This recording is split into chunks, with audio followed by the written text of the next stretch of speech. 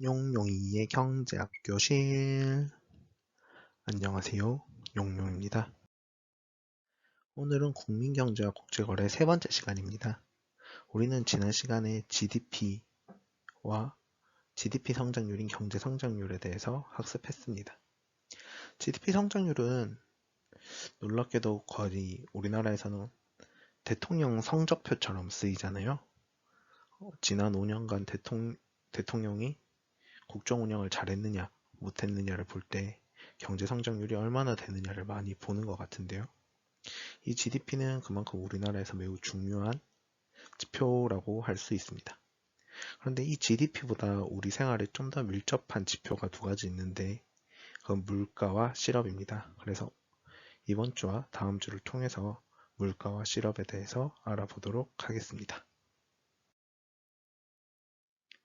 우선 물가란 시장에서 거래되는 여러 상품의 가격을 종합하여 평균한 것이라고 나와 있고요.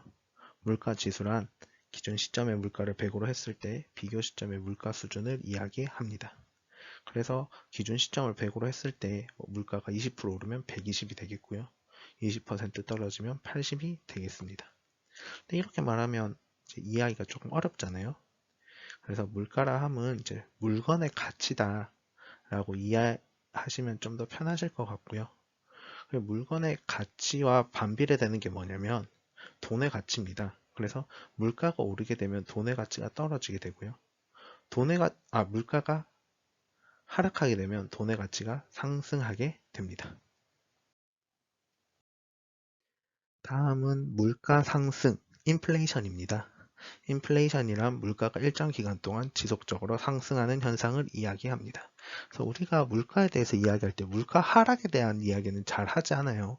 물가가 상승했을 때 뭐 어떻다, 우리 뭐 뉴스에서 보면 이제 김치가 금치가 된다라는 이야기를 하죠. 그래서 배추 가격이 너무 상승해서 이제 김치를 담궈야 되는 그 시점에 김치가 금치가 된다라는 이야기도 하고요.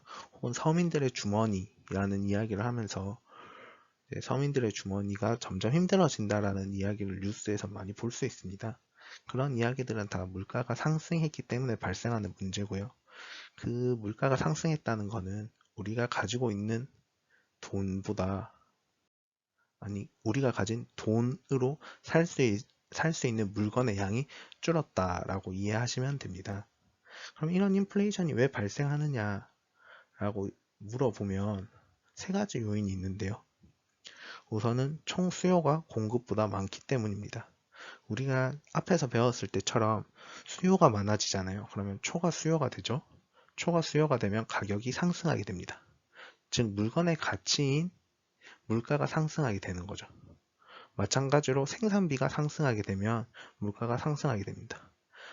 좀 다르게 이야기를 하면 생산비가 상승하잖아요. 그러면 공급이 감소하게 됩니다. 공급이 감소하게 되면 공급이 감소한 만큼 초과 수요가 발생하겠죠. 그러니까 가격이 올라가게 되고 자연스럽게 물가가 상승하게 된다라고 이야기할 수 있습니다. 마지막으로 통화량의 증가입니다. 통화량이 증가하면 화폐의 가치가 상대적으로 떨어지게 되잖아요. 화폐의 가치가 떨어지게 되다 보니까 자연스럽게 물가가 상승하게 됩니다. 지금 우리나라가 겪고 있는 게 인플레이션 현상이고요. 우리나라가 인플레이션에 대한 걱정이 되게 많은 상태입니다. 특히 인플레이션과 관련돼서 어떤 뉴스가 되게 많이 나오냐면 우크라이나 전쟁과 관련된 뉴스가 되게 많이 나와요. 우크라이나에서 전쟁이 발생하기 때문에 그 국제 시장에서 원자재 가격이 상승하고 있고요. 그 원자재 가격의 상승이 생산비의 상승으로 이어져서 물가가 인상되고 있고요. 또 이제 우리나라가 코로나 사태를 경험했잖아요.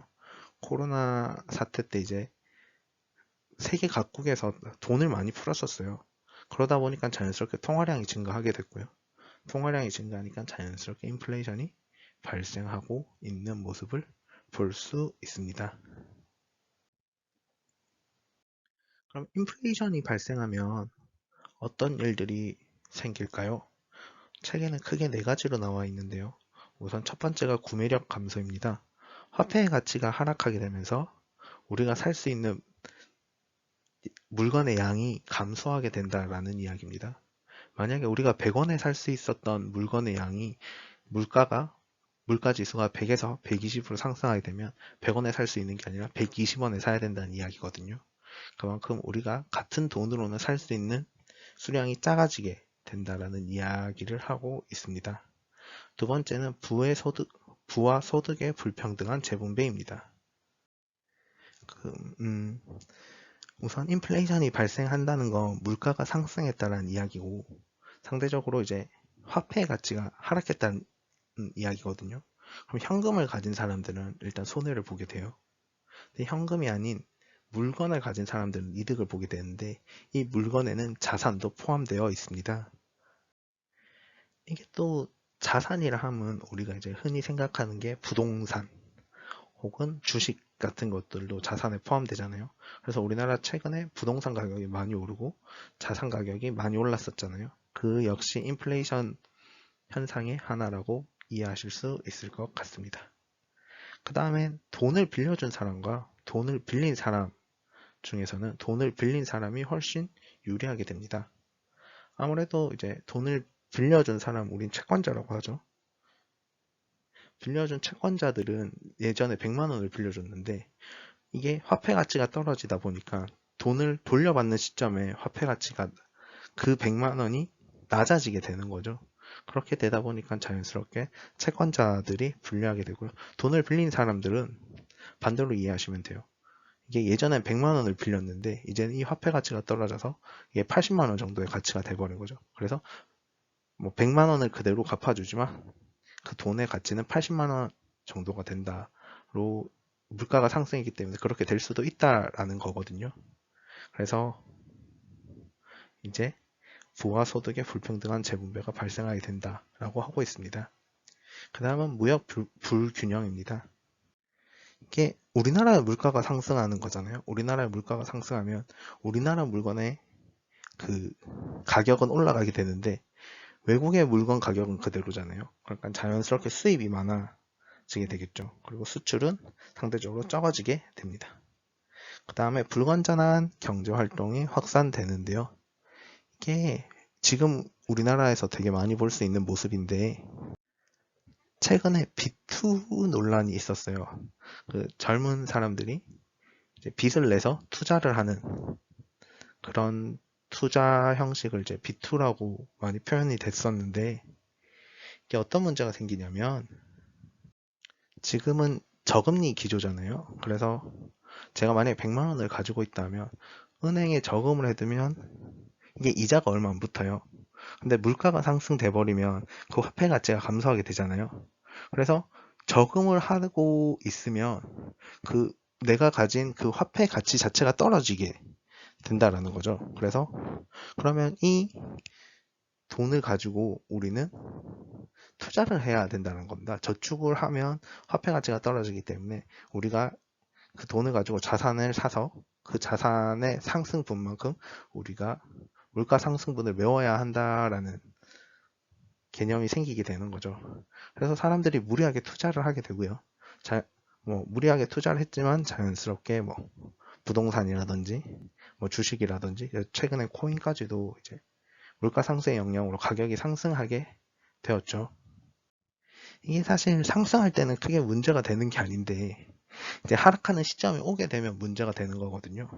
그래서 이게 뭐 상승할 때는 문제가 안 되는데 하락하게 되면 지금까지 투자했던 것들이 이제 올바른 투자인가에 대한 고민을 사람들이 하게 돼요. 특히 비투를 하게 된 경우에는 그 자산을 이제 자산의 가격을 자산의 가격이 하락할 때 되팔아서 저의 빚을 갚아야 되는 거잖아요. 그렇게 되다 보면 어떻게 되냐면 이게 투기가 되어 버리는 현상이 되거든요. 그래서 이게 불건전한 경제 활동의 확산을 야기시킨다라는 이야기를 하고 있어요. 아무래도 투기라는 것 자체가 이제 되게 위험하기도 하고 이게 한번 실패해버리면 한 사람의 인생 자체가 꼬여버릴 수도 있는 일이거든요. 그리고 또 국가 전체적으로 봤을 때도 이제 저축이 감소하게 되고요. 저축이 감소하면서 자연스럽게 기업의 투자 활동을 위축시켜서 국민 경제 성장을 방해하기도 한다라고 하고 있습니다. 그러면 이 물가 안정을 위해서 어떤 노력을 해야 되느냐라는 이야기를 하는데요. 책에는 뭐 정부, 중앙은행, 기업, 근로자, 소비자들이 어떠한 노력을 해야 된다라는 이야기를 하고 있어요.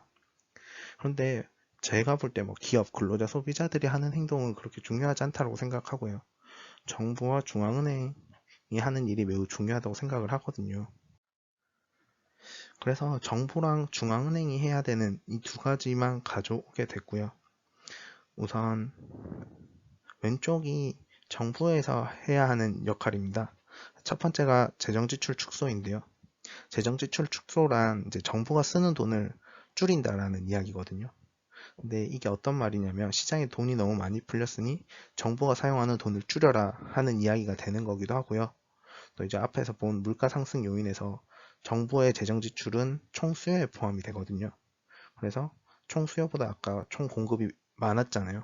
총 수요가 많았잖아요. 그래서 총 수요를 줄이기 위한 역할로 노력으로 재정 지출 축소를 이야기하고 있고요. 두 번째는 조세 인상입니다. 조세를 인상하게 되면 이제 각 개인, 각 가게가 소비를 감소하게 되거든요. 왜냐하면 조세가 상승하면 우리가 실제로 버는 수입인 가처분 소득이 감소하게 되는 거잖아요. 이 역시도 자연스럽게 총 수요가 감소하는 역할을 해서 이제 물가 상승을 억제하는 역할을 한다고 합니다. 두 번째는 중앙은행의 역할입니다. 중앙은행이 해야 되는 건 우선 통화량 축소고요. 뭐 앞에서 봤던 대로 재정 지출의 축소나 조세 인상을 하는 이유도 통화량의 축소에 영향이 있는 거고요. 두 번째는 이자율의 인상입니다. 이자가 인상하게 되면 사람들이 상대적으로 저금을 많이 하게 돼요. 상대적으로 저축을 많이 하다 보니까 시중에 풀리는 돈의 양이 감소하게 되거든요. 이 시중에 풀리는 돈을 감소시키는 게 인플레이션을 억제하는 데 가장 중요한 역할을 하기 때문에 이자율 인상이라는 이야기가 나오고요. 요 최근에 뭐 미국의 FOMC라든지 우리나라의 한국은행에서 하는 금통위라든지에서 보면 이자 금리 인상에 대한 얘기가 되게 많이 나오고 있어요. 금리가 곧 이자율이거든요. 그래서 지금 우리나라는 인플레이션 현상이 너무나 뚜렷하게 보이고 있고요. 이 인플레이션 억제하기 위해서 이제 이자율을 인상하고 있는 상태에 다다르고 있습니다. 그런데 이 인플레이션을 그럼 억제하기 위해서 이자율을 무한으로 높이면 되는 거 아니야? 라는 이야기를 할 수도 있습니다. 아무래도 이제 일반 서민들의 생각 혹은 일반 가게들에서는 물가라는 게 바로 경제에 영향을 바로 받거든요. 그래서 이제 물가를 억제하는 게 좋은 거 아니냐라는 이야기를 많이 하는데요. 사실 경제학계에서는 좀 다르게 이야기를 하고 있어요. 이제 인플레이션이라 하면 이제 우리가 물가 상승이라 해서 우리의 상대적인 구매력을 감소시키면서 우리를 상대적으로 가난하게 만든다라고 이야기를 하고 있지만 국가 전체의 경제로 봤을 때는 좀 다르게 보고 있습니다. 인플레이션이 발생하게 되면 그만큼 국가 경제에 활력을 돈다라는 이야기를 하고 있어요. 그래서 이제 한국은행에서는 목표, 목표제라고 해서 물가 안정 목표제라고 해서 약 2%의 소비자 물가 인상을 목표로 그러니까 소비자 물가 인상을 약 2% 정도로 맞추려고 노력하고 있거든요. 그래서 인플레이션이 2% 정도 발생하게끔 하려고 하고 있어요. 그게 그러면 국민들이 상대적으로 가난해지는 거 아니야? 라고 이야기를 할 수 있는데 그게 아니라 이제 우리나라 경제의 활력을 돋고 우리나라 경제 성장에 좀 더 도움이 된다라고 해서 인플레이션을 이제 어느 정도는 국가가 혹은 우리 경제가 감당할 수 있을 만큼은 이제 물가를 상승시키는 걸 목표로 하고 있고요. 오히려 요 최근에는 인플레이션의 반대 개념이 물가가 지속적으로 하락하는 디플레이션을 더 무서워하고 있어요. 그래서 뭐 뉴스에 보면 간혹 D의 공포라는 표현을 쓰기도 하거든요. 그리고 이 물가가 하락하고는 이 디플레이션 현상이 나타나면 우리가 지난 시간에 봤던 경기 변동에서 이제 하락 국면을 맞이한다라고 이야기를 하고 있어요. 그렇기 때문에 이제 인플레이션을 조금 더 만들려고 하고 있고 디플레이션을 완전 피하려고 하는 게 요즘 현실 우리나라의 경제 모습이고요. 또 중앙은행의 목표이기도 합니다. 궁금한 사항 있으시면 댓글로 남겨주시고요. 구독과 좋아요는 필수입니다.